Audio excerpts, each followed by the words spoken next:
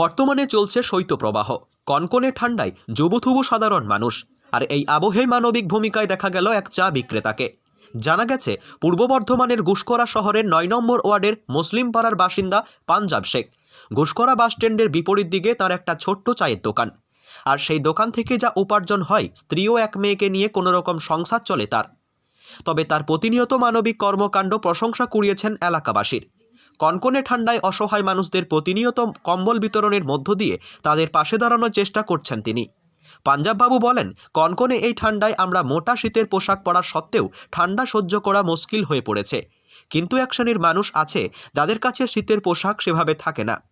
দোকানের সামনে দিয়ে ওই ধরনের মানুষ পেরিয়ে যেতে দেখলে প্রচণ্ড কষ্ট হয় তাই সামর্থ্য অনুযায়ী তাদের পাশে দাঁড়ানোর চেষ্টা করেন তিনি। আগামী দিনেও এভাবে মানব সেবায় নিজেকে নিয়োজিত রাখতে চান পাঞ্জাববাবু। তবে পাঞ্জাববাবুর এই কর্মকাণ্ডের প্রশংসা করেছেন স্থানীয় মানুষজন। স্থানীয়রা জানান, পাঞ্জাব শুধুমাত্র শীতবস্ত্র বিতরণের মধ্যে সীমাবদ্ধ নয়। গুসকরা বাসস্ট্যান্ড সংলগ্ন কোনো অসহায় মানুষজন নজরে পড়লেই তাকে সহযোগিতার হাত বাড়িয়ে দেন। পাশাপাশি পথসারমেয়দের প্রতিনিয়ত খাবার দিয়ে থাকেন পাঞ্জাব। একটা ছোট্ট চায়ের দোকান চালিয়েও যে মানুষের পাশে দাঁড়ানো যায়, তা এক জ্বলন্ত উদাহরণ পাঞ্জাব শেখ। পাঞ্জাব বড় মনের মানুষ। পূর্ব বর্ধমানের আউসগ্রাম থেকে শেখ মিলনের রিপোর্ট, 7 দিন টিভি।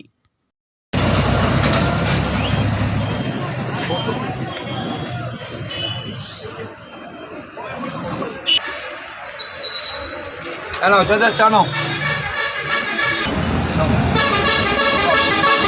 চলে না, ঠিক আছে খাও।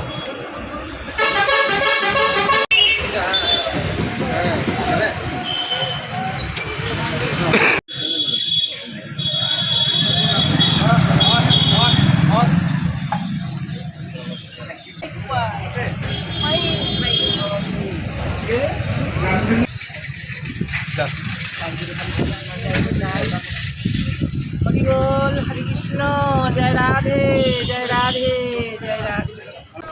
আমার বিশেষ করে উদ্যোগ নেওয়ার কারণ হচ্ছে অসহায় মানুষদের পাশে কেউ সহজে থাকে না, আর অসহায় মানুষরা সে অসহায়ভাবেই থেকে যায়।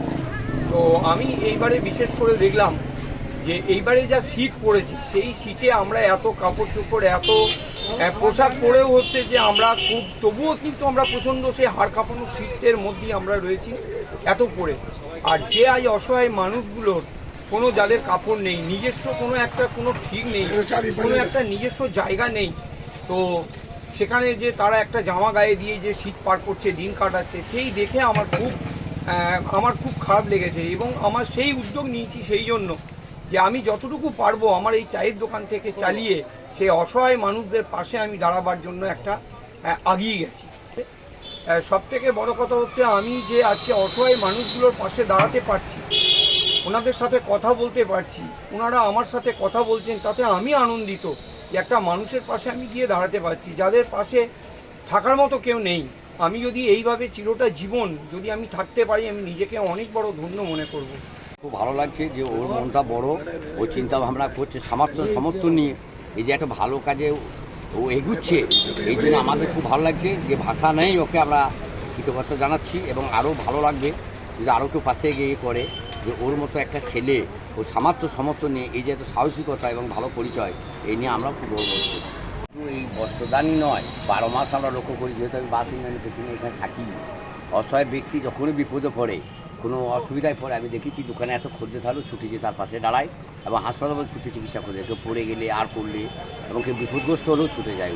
আমি দেখেছি বাড়াবাড়ি যে ওর কিন্তু ওর মধ্যে একটা এমন আছে যে ও বিপদে পড়লে মানুষ সাথে ছুটে চলে যায়, কোনো ব্যবসাকে কিছু মনে পড়ে না।